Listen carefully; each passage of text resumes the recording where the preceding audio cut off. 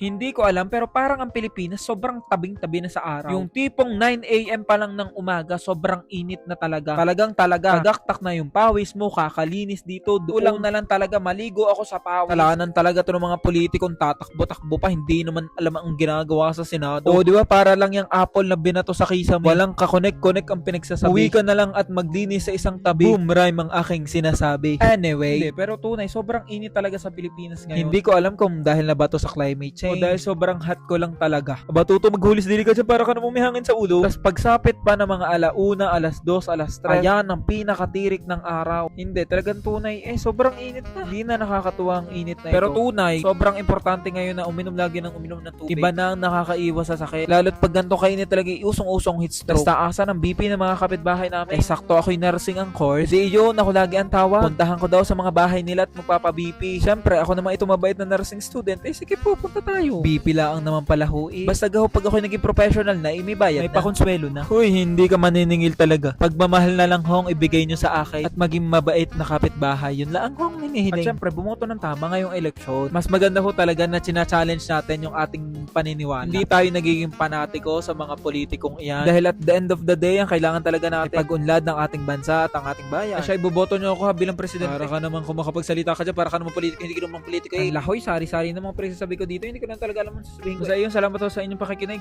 Kung kayo umabot pa din, sana ho'y kahit pa paano may natutunan din. Sa yun lang ha, vote wisely. Bye-bye!